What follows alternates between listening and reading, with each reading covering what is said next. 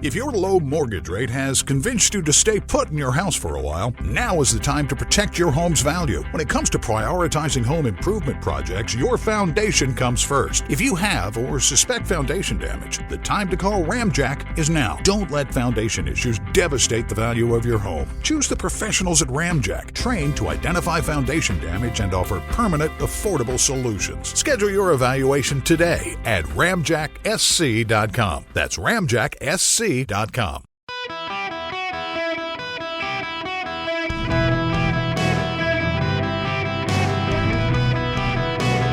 Welcome to the Eric Erickson Show podcast, Hour 2. Greetings, conversationalists. Welcome. It is Eric Erickson here across the fruited plain. The phone number is 877-973-7425. Should you wish to be on the program today, confession, if you've waited on the phones, just give me a little while longer because I've had a lot to say after this weekend. And I got a little more to say, but first I have to play you something. Let me give you the backstory on this. A number of years ago, when I was doing evenings on my flagship station, WSB, there were a series of stories out about weak men in power. And you had Barack Obama and you had John Kerry, and you had the turmoil in the Middle East, and Barack Obama didn't want to get his hands dirty supporting the Iranian people who were protesting in the streets. And we did a promo about men who sit to pee. And it made all of the right people upset. Men who sit to pee. And all the progressives got very bent out of shape by it.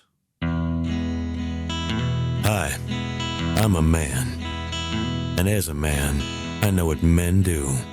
Men fix things, like cars or the Veterans Administration. Men take action, like when to defend a friend or tell Russia enough is enough.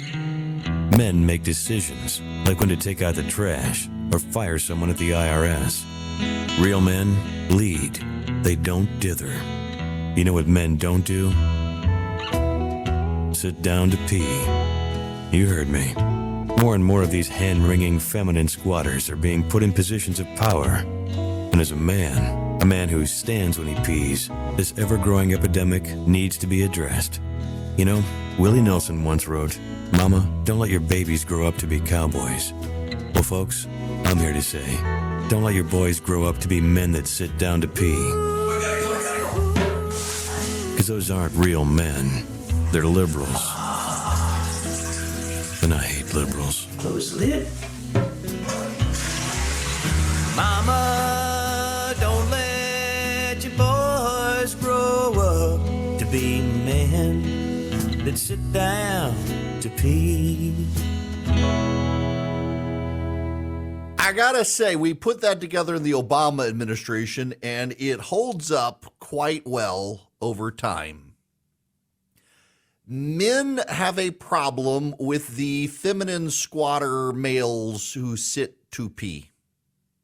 And they are disproportionately inside the Democratic Party.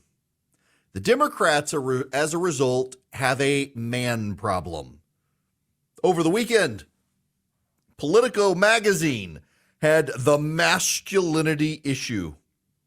And they gathered together experts to figure out, how can Democrats counter GOP messaging on masculinity? Should they even want to? And good Lord, you should see the people they had. Now, Josh Hawley, the senator from Missouri, has a book, Manhood, The Masculine Virtues America Needs. You've got Jordan Peterson out there. Of course, you have Andrew Tate. And there is a problem.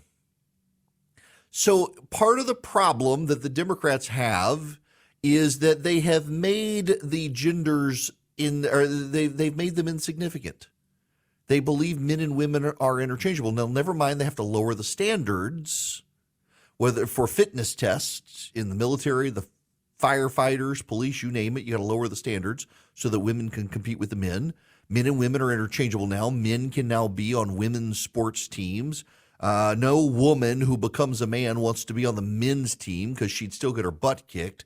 But the guys can dominate the women's sports, and all the feminists are out there. Oh, this is such a good thing for the feminist movement. This is such a good thing. Bruce Jenner's now Caitlyn, and we need to award her Women of the Year.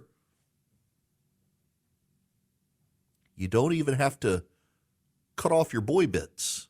Just grow out your hair, wear a push-up bra, put on some lipstick, declare yourself a woman, and good Lord, no one's allowed to call you a man anymore without getting canceled. Men have kind of had enough of the nonsense. Men realize they matter. Back during the 1960s, the Johnson administration deciding to help the poor and particularly to help non-white minorities in this country who were left behind after the civil rights movement. They decided to expand the welfare state, build a massive social safety welfare net, allow everyone on it, and men became expendable. One did not need a man in their life if they had Uncle Sam's man boob to provide them all what they needed in life. And men over time became the butt of jokes. Watch any commercial. Watch most sitcoms. It's the dad who's the butt of jokes. And men kind of have had enough. The Democratic Party is the party of men who sit to pee.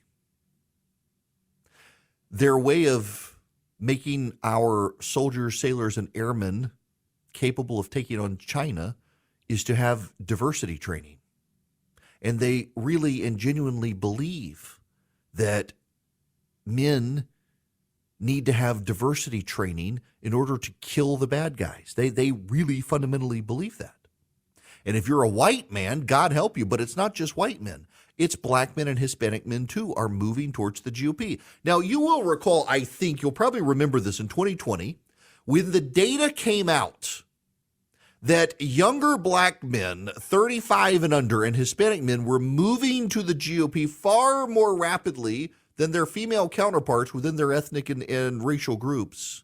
The New York Times literally did a story that to explain young black men embracing Donald Trump and the Republicans, you've got to understand the toxic masculinity of rap music. That's right. If you listen to how bad and misogynistic rap music is, you'll understand. And same with Hispanic men. They fundamentally don't understand it. Well, with a devil may care attitude, let me trot a little further into this. Stereotypically, I realize, but women tend to govern with heart and men with head. Women with emotion and men with reason. Now, you can roll your eyes, you can complain all you want, but you know at the end of the day, it tends to be true. And men have this protection mode that they go into. Like women who are mothers who go into mama bear mode, men want to protect their families. And at the end of the day, it's not an emotional argument. It is a rational argument to do what is best for your family. And they are degraded, they are belittled, they are put down upon, they are told they are toxic. There is toxic masculinity. Andrew Tate is a toxic person. He is a pornographer. Andrew Tate is credibly charged by a criminal court with raping women. Andrew Tate is abusive to women. Andrew Tate is not a good guy. There are figures of masculinity in the grifter movement who have latched onto people like Andrew Tate who are bad, who have no intention of becoming a good man, who think actually good men are bad people. You got to avoid that. The problem here is the Democrats want to lump anyone who heads towards the GOP over masculine issues into the Andrew Tate camp. I wrote back in 2018. In fact, let me see if I can pull this up. I wrote a piece in 2018 struggling over supporting Donald Trump. And because every time you get to this point where you're like, you know what, I can support this guy. He would just do something insane yet again. And it kind of made you regret it. I mean, ultimately, I think most of us listening, we wound up in 2020 deciding he would be better than Joe Biden. But this is what I wrote. As I take a step back, take a step away from saying I could support Trump, the left then does something that makes me step back towards Trump. The ongoing antics against Brett Kavanaugh, the growing hostility to people who disagree politically, their attacks on Christians make me step back in the president's direction. And for all those of us who have stood up to the bullying from the president and his supporters, it's eye-opening to see prominent progressives declare there's no difference between us and the president's supporters because we disagree with progressives. All of that is to say, I'm starting to come to terms with the fact I'll probably wind up with Trump in 2020, even if begrudgingly, if only to thank him for saving the Supreme Court. Likewise, and this is the big part of it, I think if the left wins in 2020, they will interpret it as a complete rejection of right-of-center values and go pedal to the metal in trying to drive conservatives and people of faith from the public square. Prophets may not be welcome in their hometown, but I hope you'll welcome that prophecy because it was on the money. And one of the tactics the left uses is the failure to nuance. If you believe there's virtue in masculinity, you're Andrew Tate. You're not Jesus Christ who believed the same thing. No, we're going all the way to Andrew Tate. And more men are put off by that. Unisex bathrooms. Do you know the greatest disservice of unisex bathrooms are to the women? I can't tell you the number of times I've gone to a unisex bathroom and some man has not raised the seat. They just peed on the seat. And now a woman's got to go in there and clean it up. The feminist movement itself is probably the worst thing to happen to women. They're the ones who want the unisex bathrooms. They're the ones okay with men and women's sports. It's the men standing up for these things. And what happens to the men? The Democrats vilify the men for standing up for what's right. They compare you to the pornographer degenerate Andrew Tate if you believe that, you know what, men should actually be men. Men matter. Dads matter. And they would blend it all together, say there's no difference.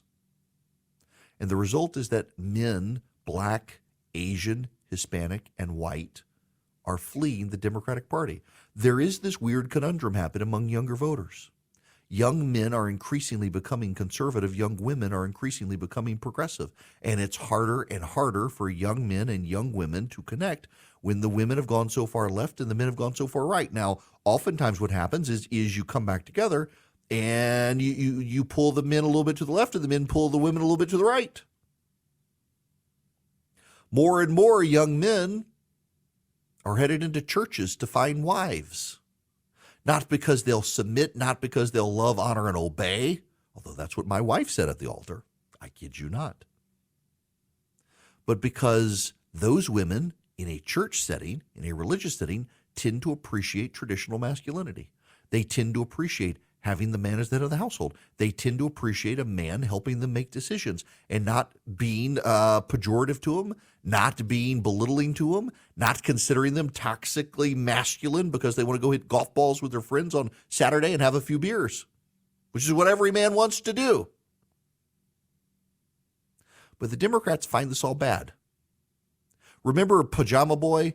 Barack Obama in 2012 put out the picture of the boy in the PJs, I guess drinking hot tea or something, championing Obamacare. That was the image of men the Obama campaign defined, and a lot of men viscerally reacted to that. Good Lord, what do you think we've become? Are you neutering all of us? Men don't want to be neutered, and the Democratic policies have seemed to neuter men. You're expected to sit on the pot instead of standing to pee. You're expected to bend over backwards to be emotional. That's not to say not being emotional is something you should do, but you're supposed to be weepy and crying all the time. You're not supposed to be angry. You're not supposed to be a man. You're not supposed to live life as someone who is a man,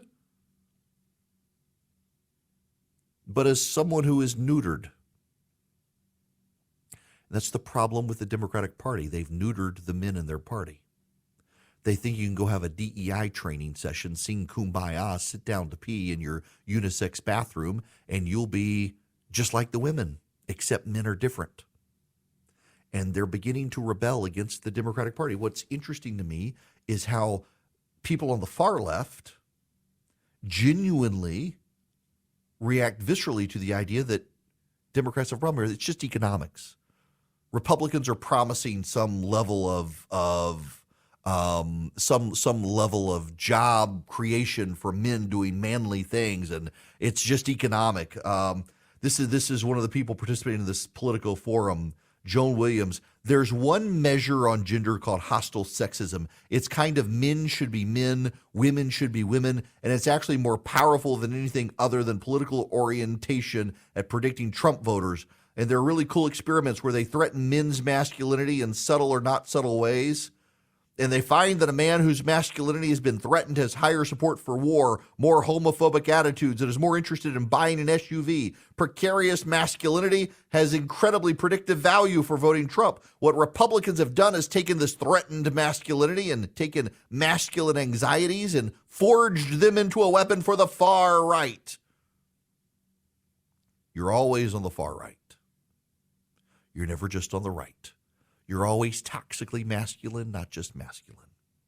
Even the Democrats these days on MSNBC running stories that if you go work out, you're promoting white supremacy.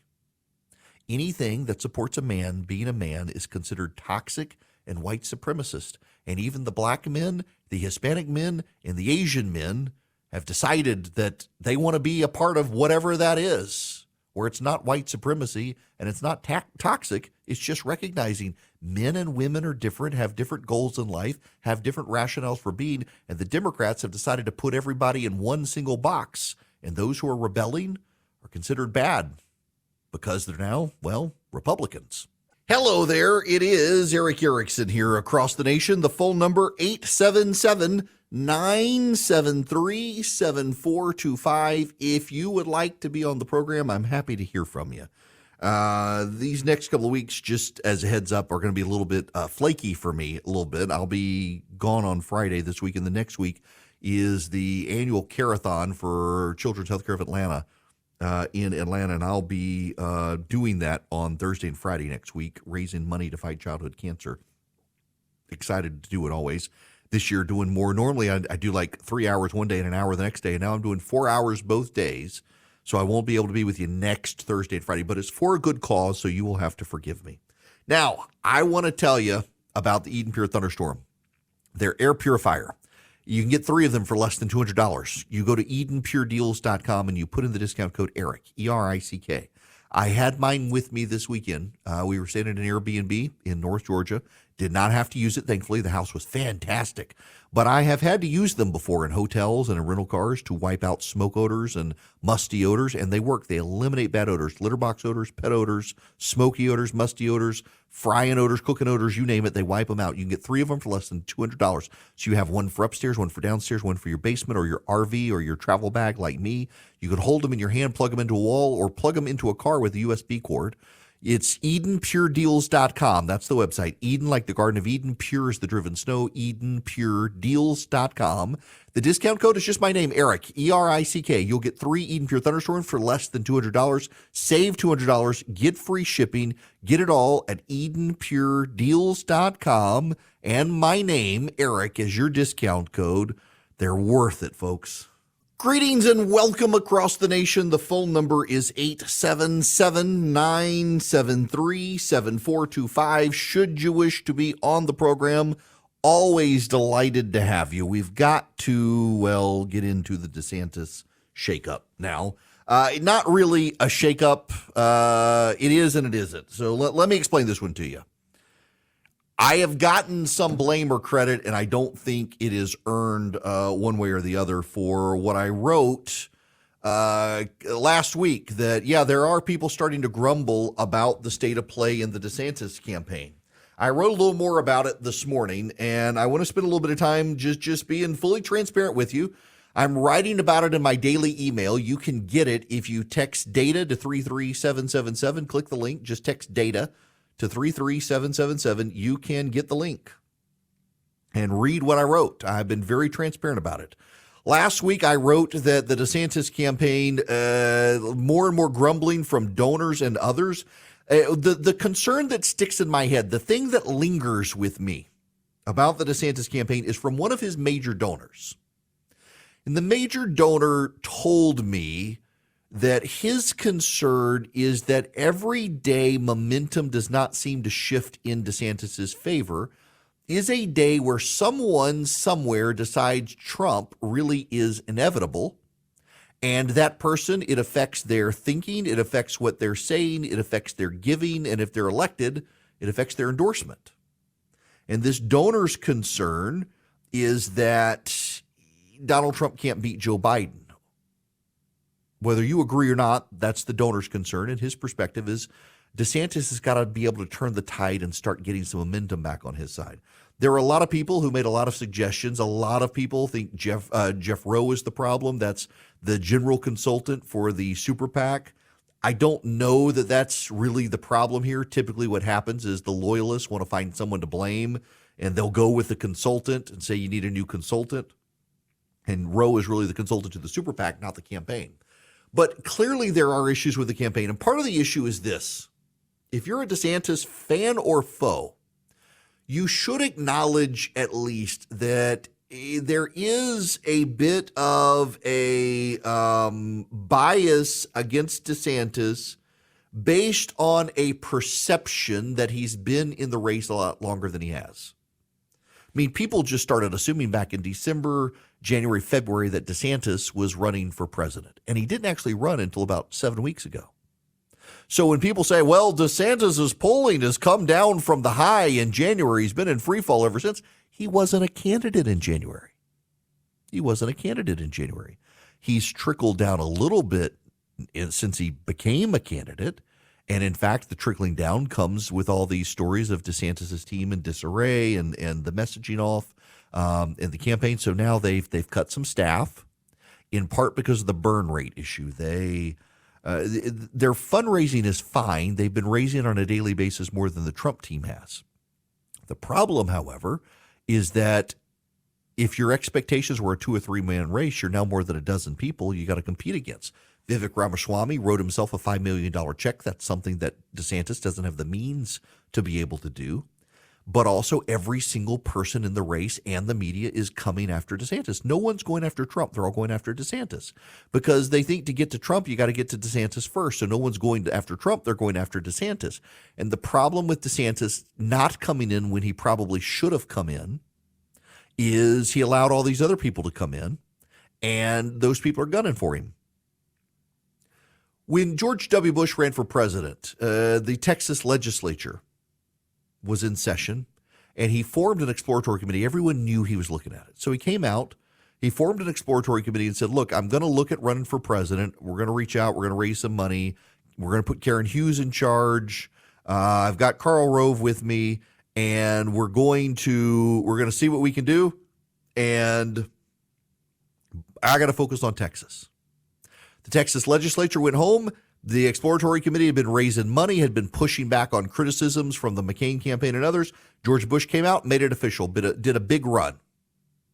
The DeSantis campaign didn't do that. They kept saying, we're not running for president. I'm governor of Florida. We're in a legislative session. And everyone knew he was running. The moment the book came out and he started going to Iowa, New Hampshire, and South Carolina, everyone knew he was running. And so he started entering the polling and he was doing well, but he didn't actually run. And it dragged out and it dragged out and it dragged out and it dragged out and it dragged out and it dragged out. And people started looking at other people. Now he's got to get the attention back. The other thing, I think in the future, people will say, all right, governors running for president need to do the exploratory committee. They can't drag it out like DeSantis did. The other thing I think that the DeSantis team is going to have to do, or in the future other campaigns will have to do, is look at the DeSantis campaign and say they should not have done their launch on Twitter. The DeSantis team, the day he announced, did a Twitter space conversation with David Sachs and Elon Musk, two of Russia's big apologists in the United States, on a platform that was very unstable and crashed.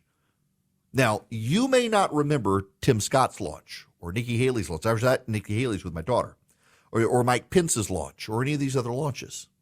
But a lot more people saw them launch than saw DeSantis launch because DeSantis went on Twitter instead of at a big venue where he controlled the optics and got a lot of earned media. The media carried Nikki Haley's launch live and Mike Pence's launch live and Tim Scott's launch live. They could not carry Ron DeSantis' launch live because he didn't do a launch.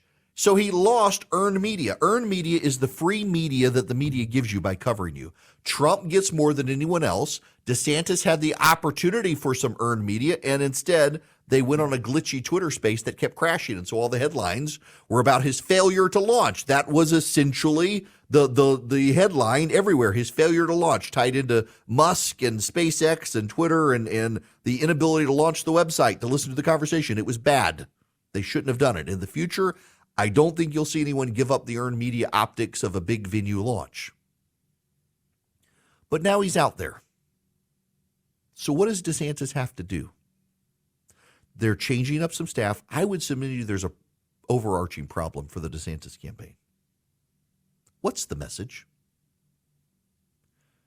Can any of you tell me what the message is for DeSantis? I know the motto is a great American comeback, but what does it mean? What we know from DeSantis is he'll fight Disney, he'll fight the wokes, he'll fight the trans agenda, he'll fight Dr. Fauci. Okay, we know he fights, but his message isn't he fights. That's Donald Trump's message. His message is the great American comeback. What does it mean? And this is where I think his campaign needs to start focusing, and he's got opportunities to do it, and it shouldn't be hard. What I mean by this is every candidate has a motto. Every candidate has a theme. What was Donald Trump's? Quick. Make America great again. George Bush was help was on the way. Help is on the way. So Dan Rather could ask George W. Bush any question, and George W. Bush would immediately be dismissive of the question and say help is on the way for families. Dan Rather, the NAACP governor thinks that you need a hate crimes legislation in Texas, and you vetoed hate crimes legislation, and that's going to hurt black families in Texas. Well, actually, I want black families to know help is on the way in the White House, just like they've got help in Texas, because I built a sustained economy in Texas that has lifted all black families up the income ladder stream, and that's what all of America is going to get. Help is on the way. Donald Trump was make America great again. I'm going to make America great again. I'm going to build a wall, and that's going to help make America great again. I'm going to cut taxes. That's going to help make America great again. I'm going to do X, Y, and Z. That's going to make America great again. You know, Joe Biden's campaign theme in 2020 was our best days lie ahead. I'm going to return us to normal, and our best days will lie ahead of us. We're going to reprioritize the middle class instead of the rich, and our best days will lie ahead of us. So Ron DeSantis' campaign theme is Great American Comeback. What does it mean? He hasn't tied it to anything. Now they've got a sleeper issue, and I'll get to the sleeper issue here in a minute, but he hasn't tied this to anything. He doesn't even really use Great American Comeback. I wrote about this morning. You can read it. Text DATA to 33777. You can even get 15% off if you want the paid subscription to get all the extra stuff like the show notes and all. But if you pay attention to what I wrote this morning, he can tie that Great American Comeback to everything. I mean, a family in Cedar Rapids, Iowa, they've had to pull their kids out of the local school system and homeschool them because the local school system failed them. Local school system went woke and broke and shut down during COVID. They had to homeschool their kids. What's DeSantis have for them? Well, I'm going to put parents in charge. Parents, not teachers' unions, will be in charge of their kids' future and get them ready for the economic roar of my Great American Comeback. What about the Indian American small business immigrant in Charlotte, North Carolina, who owns a print shop? The IRS has gotten more burdensome with Venmo payments to his company and the audits and the exams. He's short on staff. He can't find qualified workers to help his business. What does the Great American Comeback mean for that guy? What about Bill and Peggy? They live in Scottsdale, Arizona. They're in their 70s. They're retired. They're an 8-hour drive from their closest grandkid. They moved to Scottsdale, Arizona to take advantage of retirement and golf and living out there. And now they've got water shortages. They've got retirement inflation costs have skyrocketed. They thought they were going to retire comfortably and be able to play golf until they died. And now they got to pinch pennies and make ends meet on Social Security checks because of Joe Biden's economy. The Bidenomics is really screwing retirees. What does the Great American Comeback mean for retirees? Tell us these things. He needs to stop doing safe media interviews with people who only care about his fight with the wokes. All the major interviews with all the major conservative personalities are about the fighting with the wokes. What about everyone else? Governor DeSantis can't change the school board when he's president. Presidents don't have that power. Presidents can't change the toll rate on the highways in Florida to help people economically. What's he going to do as president for the people of Ohio? What does he tell the people of Dayton, Ohio? What does he tell the people of Charlotte, North Carolina? What does he tell the people of Hartford, Connecticut? What's in it for you? What does the great American comeback mean for you? He's got a story to tell. And, he could do like Bush. So a reporter comes at him and says, Governor, trans families are fleeing Florida because of Don't Say Gay. What do you say to those families? And he'll say, well, actually, it's called the Parental Rights and Education Act because most parents agree their elementary school kids don't need to learn about gender and sexuality. They need to learn the alphabet, not the gender unicorn. So they'll be prepared for the economic success of our great American comeback. But, Governor, what do you tell those families who have fled Florida because of the hostility of your approach? Well, actually, there was no hostility in my approach, and they benefited in Florida from my economic success. And I want to assure them wherever they fled to because you people in the media made them scared of Florida, despite the record, that they're not going to have as much success as they would have had in Florida under me. But I want them to be assured that as president, I'll make sure wherever they are comes back economically as part of my great American comeback. So wherever they are, they're successful. It's not hard. It's just got to be done. The message. And then you take the message, you give the super PAC something to work with. Never Back Down has a message to spread on what the great American comeback means, the stories to tell. But you got to relate to people. You got to relate to them where they are. People get it. You fight the wokes. That's good. We need that. Culturally, we need that. The sleeper issue of the campaign is parental rights. Casey DeSantis has a great ad out about putting parents in charge, protecting the rights of parents as it comes to raising their kids and getting their kids educated. That's a sleeper issue that DeSantis can win, and it's part of the great American comeback, putting parents back in charge of their kids' future, not the teachers' unions, not the bureaucracy. But he's got to tell the story. He's got to sell the story. He's got to sell the message. He came up with the motto, the great American comeback, and now he needs to spend the rest of this campaign telling us, what does it mean for a great American comeback?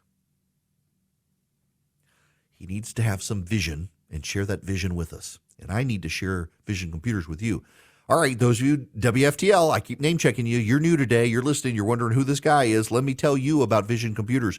You got a small business or a home. You need a computer built. Vision Computers can build you the computer. They'll charge you a reasonable fee. It'll be better than what you get at the big box store because it's designed for what you want and what you need. And then they'll service it. World-class tech support. You can call them, and they will take care of your computer needs for you. If you have an employee, and you bought your computers from Vision, your employees can call directly instead of you having to call for them. They save you money. They save you time. They keep your computers going. In many cases, they can patch in remotely. They don't even have to have you send the computer to them. For email support, for printer support, for general tech support, for protection from viruses, from keeping your computers going so your business stays going, or your kids don't bother you at home for tech support. They just call Vision Computer like my kid does with his computer from Vision. It's great.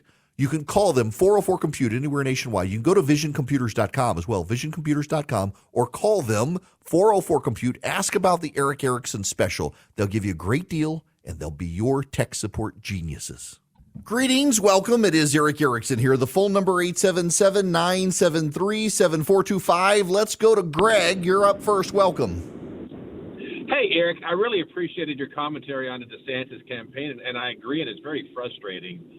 And I think about here in Georgia what Brian Kemp is doing, and maybe they need to hire his social media campaign because everything I see from Brian Kemp on social media is about job growth and manufacturing and expanded businesses and more jobs. Very positive. Or it's about we've got a surplus and I'm going to give taxpayers a rebate, teachers a raise, and police officers a raise. So doesn't get into the woke stuff, and it's very positive, and why he has a 60% approval rating in the state of Georgia. Well, I wonder how much of the calculus of the DeSantis team was that they've got to pull people away from Trump, and the way to do that is to show that DeSantis fights on the wokes. And I think that had a lot to do with the calculus. But at this point, I think you're not going to persuade Trump supporters to come. You can persuade a lot of other people to come. You've already got a floor of about 20%. So start adding to that, and as you start growing, taking from all the other candidates, you then begin to start taking from the Trump team. I kind of have a theory, and I don't know, this will be borne out if there are more indictments, and I think we'll probably see a Fulton County indictment in Georgia come for Trump, and maybe one more out of Washington, that they have half-lives. So the Alvin Bragg New York case had a huge bump for Trump. The federal indictment in Florida did not have as much of a bump, just kind of kept him up there. So the third one won't have as much. The fourth one won't have as much.